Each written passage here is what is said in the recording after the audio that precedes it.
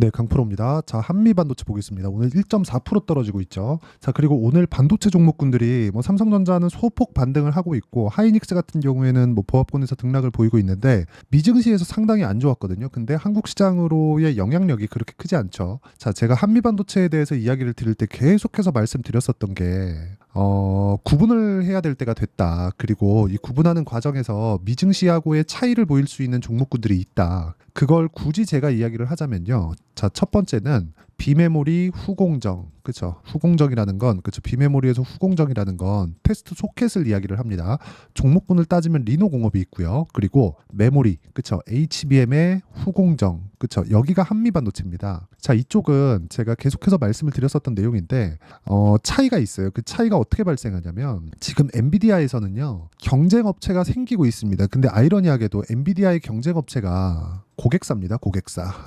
예를 들어서 지금 엔비디아의 GPU를 대량으로 사가는 쪽이 있겠죠. 그러니까 엔비디아의 실적이 어마어마하게 지금 뜨고 있는 거잖아요. 그러면 이 사가는 구간을 보면 어떤 식으로 이게 진행이 되고 있냐면 뭐 마이크로소프트, 뭐 구글, 아마존 이런 쪽에서 사간단 말이에요. 근데 마이크로소프트나 구글, 아마존 쪽에서 엔비디아에서 너무 비싸게 해먹다 보니까 여기서는 실제 그 샘 올트먼, 그쵸? 이 사람이 AI의 아버지라고 불리우잖아요. 이 사람입니다. 자, 요 사람이에요, 요 사람. 샘 올트먼. 이미지 보면 다 나오는 건데 요 사람이거든요. 자, 요 사람이 챗 GPT를 만든 사람입니다. 그러니까 오픈 AI의 대표였죠. 뭐 지금은 뭐 경영권 분쟁도 있고 그런데 그러니까 이 사람이 직접 얘기를 한 게 그거예요. 야, 아무리 그래도 엔비디아 너네 건 못 쓰겠다. 내가 차라리 펀드를 조성해서 내가 따로 만들어 썼으면 썼지. 야, 도저히 너네 건 못 쓰겠다. 이런 말이 나올 법한 게 엔비디아에서 지금 너무 해먹고 있다는 거죠. 그렇다 보니까 지금 고객사가 경쟁업체가 되는 상황이 벌어진 거예요. 근데 여기서 고객사가 GPU를 만들잖아요. 그러면 여기서도 GPU만 단독으로 돌아가는 게 아니라 메모리 반도체가 들어갑니다. 근데 메모리 반도체는 엔비디아에서 하는 것과 다르게 엔비디아는 설계 기업이거든요. 근데 여기 메모리 반도체는 모두 다 장치 산업이에요. 이게 단순히 공장만 지어서 해결되는 게 아니라 그동안 누적되어 있었던 그 공정에 대한 부분들, 그 장비 다 들여놓고 하는 데에 대한 비용이 안 나와요. 근데 여기는 지금 필요한 게 GPU, 그쵸? AI에 들어가는 그 서버에 들어가는 GPU만 필요한 거기 때문에 여기서 메모리 반도체에 대한 뭐 그런 게 필요하다 그래서 엔비디아에서 안 샀으면 내가 설계해서 내가 쓴다. 여기서도 메모리 반도체하고는 완전히 별개에 대한 이야기라는 거죠. 그래서 아까 전에 말씀드렸던 대로 지금 AI 반도체를 볼 때 지금 뭐 3월달 이렇게처럼 AI 반도체다 딱 붙여놓고 뭐 뉴로모픽이다 딱 붙여놓고 이름만 달면 가는 그런 장세는 아니라는 겁니다. 근데 그 중에서도 살아남을 것들이 제가 지금 이야기를 드린 이쪽이다. 비메모리, 후공정, 리노공업, 그리고 메모리 반도체, HBM의 후공정, 이게 한미반도체나 PSK 홀딩스가 되고요. 그리고 비메모리 쪽에 선단 공정, 이게 뭐 주성 엔지니어링이나 이런 쪽입니다. 그리고 여기서 효율을 높이는 뭐 전력기기, 그리고 유리기판 이런 쪽으로 계속해서 번지고 있는 거예요. 그러니까 이 구조에 대한 이해가 안 되면 단순히 여기서 떨어지니까 나 팔아야지 이런 상황만 계속해서 만들잖아요. 그래서 우리가 구조에 대해서 알 필요가 있다. 그리고 나서 우리가 타점을 잡는 게 중요하다. 만약에 지금 뭐 시세 초입 요런 구간 아니면 작년에 있었던 엔비디아의 실적이 안 좋았던 상태에서 좋아지는 과정 속에 있었던 그게 이런 구간이잖아요. 이런 상황을 전체적으로 보고 AI 반도체에 대한 내용을 뭐 과거 뭐 23년도에 있었던 상황이나 올해 나왔었던 상황, 그렇죠? 이런 구간에서처럼 본다면 정말 손실을 크게 입을 수 있습니다. 기대감은 엔비디아 측에서 너무 많이 가져가 버렸고 그 가져간 데에 따라서 하이닉스도 기대감을 가지고 있지만 무엇보다 삼성전자도 지금은 기대감을 가지고 있고 삼성전자에서 HBM 공장을 늘리잖아요. 예를 들어서 그런 거예요. 하이닉스 쪽에서도 지금 청주 공장인가 M15X 공장이 있습니다. 원래 그게 2022년도 말경 정도부터 공장을 짓기 시작했고 25년도에 완공이 됩니다. 여기가 원래 HBM 공장이 아니었어요. 그런데 여기가 지금 HBM 공장으로 상당 부분 바꾸는 작업을 하고 있습니다. 실제로 이쪽에 대한 수요가 그렇게 없다가 지금은 늘어났기 때문에 그래요. 그러면 여기서 우리가 뒤집어서 생각을 해봅시다. 한미 반도체가 아니라 하이닉스나 삼성전자를 봤을 때 우리가 봐야 되는 내용이 뭐가 될까요? 자, 하이닉스 같은 경우에는 올해 생산할 수 있는 최대 물량을 다 뽑아서 이미 다 납품 계약이 되어 있습니다. 그리고 완판이 됐어요. 여기서는 추가적으로 생산 능력을 늘릴 수가 없습니다. 그런데 삼성전자 같은 경우에 지금 납품을 하고는 있지만 그 물량 자체가 그렇게 크지 않죠.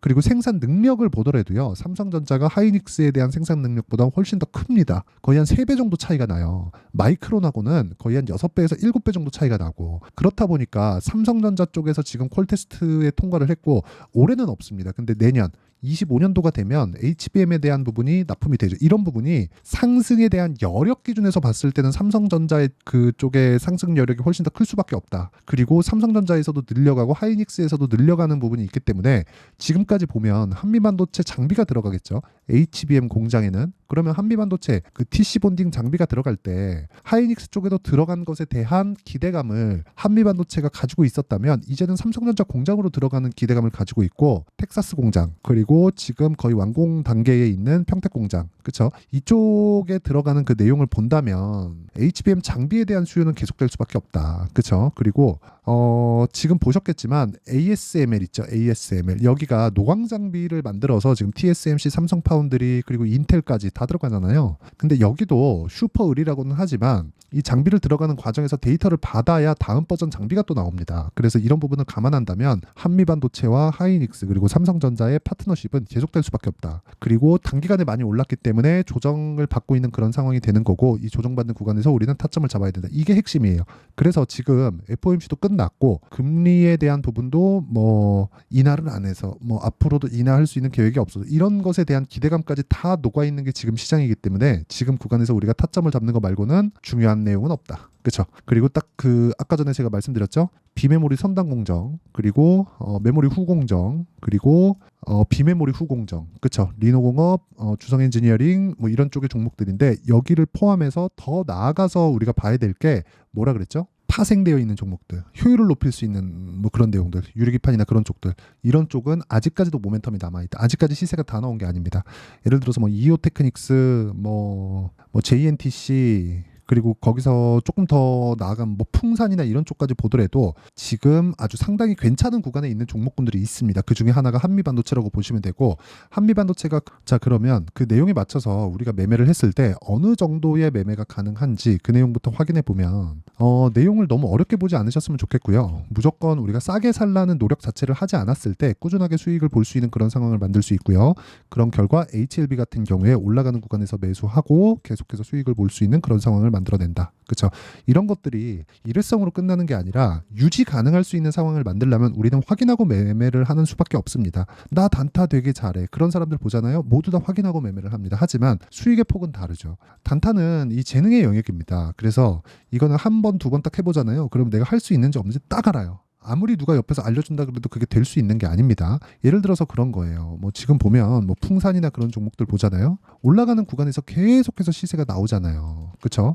오늘 제가 이 풍산 관련돼서도 뭐 개별적으로 제가 이야기를 드린 부분이 있지만 뭐 저는 매매를 못했습니다. 근데 이런 부분에서 계속 시세가 나오는 것도 뭐 구리에 대한 가격대가 높아져서 근데 구리에 대한 것도 여러 가지 이유들이 있겠지만 가장 핵심적인 내용은 그거예요. 아니라고 보시는 분들이 더 많을 겁니다. 근데 정확하게 보세요. 구리에 대한 그 구리 가격에 대한 강세가 나오고 있는 게 어차피 열을 잡아야 되는 게 지금 거의 뭐 필수 과제에 들어왔습니다. 열을 잡아야 뭘 하죠. 근데 구리는 열 전도가 높은 물질이에요. 그러니까 구리 가격이 비싸질 수밖에 없죠. 이거 말고도 다른 문제들이 있죠. 인플레이션이나 그런 문제들이 있는데 이것보다 더 중요한 게 우리가 지금 이것조차도 AI 반도체에 파생된 종목으로 볼 수 있다. 이거 말고도 다른 거를 보더라도 마찬가지. 뭐 DI나 그런 종목들 다 보잖아요. 그러면 올라가는 구간에서 전부 다 시세가 나옵니다. 그리고 먼저 올라가면 뒤에 따르는 조정이 있는 것은 너무 당연하다.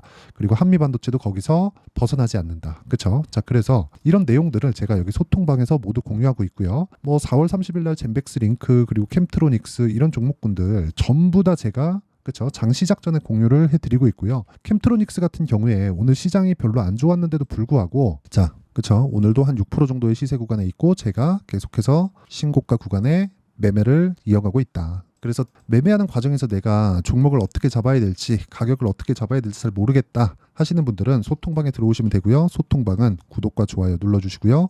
상단에 있는 전화번호로 구독 또는 10억이라고 문자 보내주시면 제가 소통방 입장 링크를 순차적으로 공유를 해드리도록 하겠습니다. 자, 그러면 이 내용에 맞춰서 우리가 어떻게 봐야 될까요? 무조건 가격을 먼저 보는 게 맞다. 그러면 제가 아까 전에 말씀드렸었던 이렇게 타점을 잡는, 그쵸, 소통방에 대한 내용도 있지만 여기서 한미반도체에 대한 부분을 어떤 타점을 잡아야 될지 그 내용, 그쵸? 자, 첫 번째 22평을 이탈을 했습니다. 다시 올라가기 위해서는 충분한 수급이 들어와야 돼요. 그러려면 미증시가 좋아져야겠죠. 근데 미증시가 좋아지는 부분이 관련돼 있는 뭐 엔비디아가 폭등해야 됩니다. 반도체 많이 올랐는데 오를 수 있을까요? 이것에 대한 부분보다요. 미증시가 지금 어느 정도 위치에 있느냐. 아까 전에 제가 말씀드렸죠. 유일하게 AI 반도체 쪽에서 지금 살아남을 몇 가지 종목군들, 그렇죠. 섹터별로 나눴을 때 비메모리 후공정, 메모리 후공정 이렇게 제가 이야기를 드렸습니다. 근데 이 구간 내에서 우리가 이 구간 안에서 놀아야 된다는 거고, 이 구간 안에서 가격대를 지키는 최소한의 기간 조정, 그렇죠.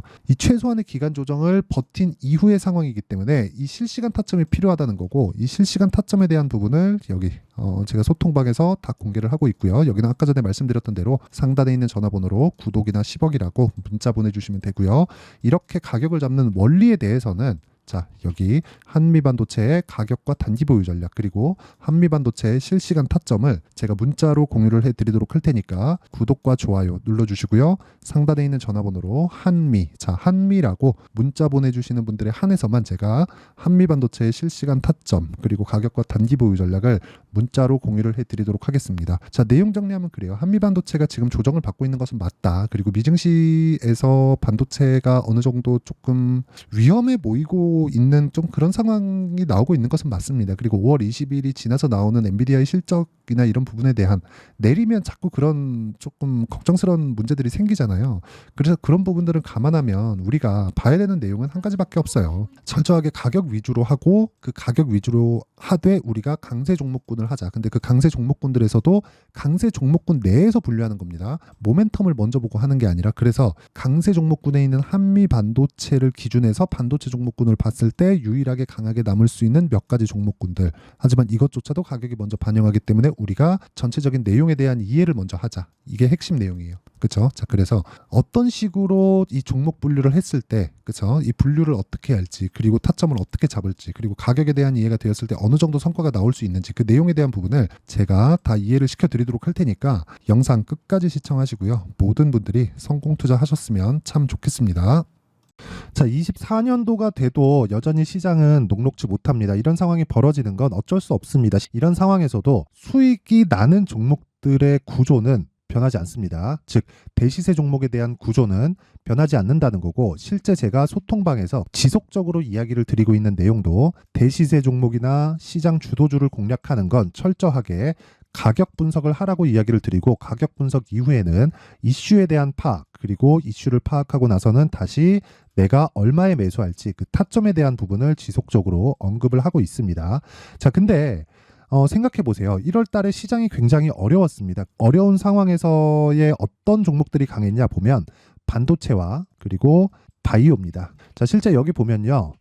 HLB에 제가 실제 매매한 내용을 띄워놓고 보여드리고 있는데, 1월 22일부터 매매를 시작해서 4일 동안 31%의 수익 마감이 됐고요. 그리고 여전히 신고가 종목입니다. 자, 그리고 그 다음 어보브 반도체, 이름을 보시다시피 반도체 종목이죠. 그리고 AI 반도체는 지속적으로 강세를 보이고 있습니다. 이 종목도 신고가를 먼저 달성한 이후에 제가 21%의 단기간에 21%의 큰 수익을 내고 마감이 됐습니다. 다시 재공략을 준비하고 있고, 이런 부분은 소통방에서 다 공유를 해드립니다. 자, 그리고 그 다음 코세스. 자, 코세스 같은 종목도 당연히 그쵸, 신고가 종목이고요. 그리고 반도체 종목입니다. 이 종목도 영업일 기준에서 이틀 동안 대략 한 15%의 수익 마감이 됐습니다.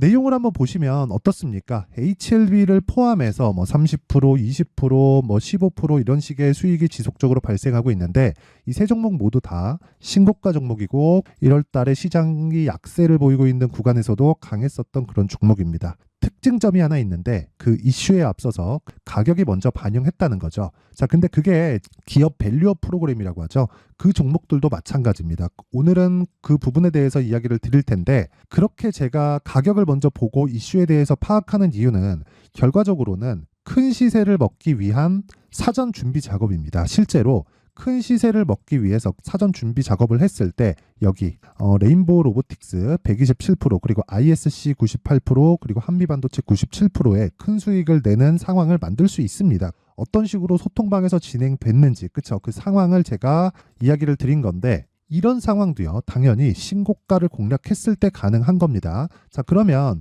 이번에도 마찬가지입니다. 그쵸? 정부 주도의 코리아 디스카운트 해소 방안이 2월 달에 발표를 하고요. 그리고 2월 달에 발표된 내용을 토대로 주가가 움직이는 게 아니라 이미 움직인 내용이 있죠. 실제 이 내용은 크게 중요한 게 아니라는 겁니다.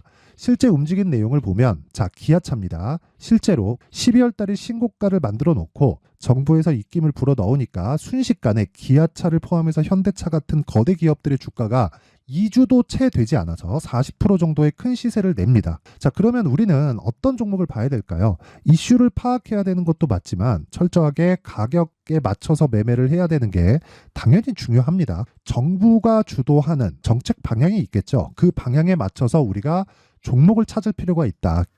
자, 그럼 답이 나왔습니다. 정부가 주도하는 방향에 맞춰서 제2의 기아차를 찾는 게 지금은 중요하다. 근데 정부 정책의 방향에 맞게 가자. 그랬을 때 앞서서 제가 보여드렸었던 내용인 여기 레인보우 로보틱스 127% 그리고 ISC 98% 그리고 한미반도체 97%와 같은 수익을 낼 수 있습니다. 물론 시간에 대한 부분은 최소 2주의 시간이 필요하고요. 그리고 최장 3개월 안에 끝내야 됩니다. 자, 기아차의 시세를 보셨던 것과 같이 2월 달에 정부 정책의 방향이 결정되고요. 바로 3월 달이면 시행입니다. 자, 그러면 우리는 거기에 맞춰서 당연히 종목을 찾아야 되고, 제가 제2의 기아차를 찾아놨습니다. 제가 아까 전에 소통방에서 이야기를 드렸었던 내용 다 공개를 해드렸는데, 그 내용처럼 종목만 받고 싶다 하시는 분들은요, 상단에 있는 제 전화번호로 대시세, 자, 대시세라고 문자를 보내주시면 정부 정책의 방향에 맞는 종목을 모든 분들에게 무료로 공개를 해드리도록 하겠습니다. 자, 제가 원하는 건 채널 성장이 목적입니다. 자, 그래서 구독과 좋아요 꼭 좀 부탁드리고요. 모든 분들이 정부 정책에 맞는 방향으로 매매를 이어가서 큰 수익 보셨으면 좋겠습니다.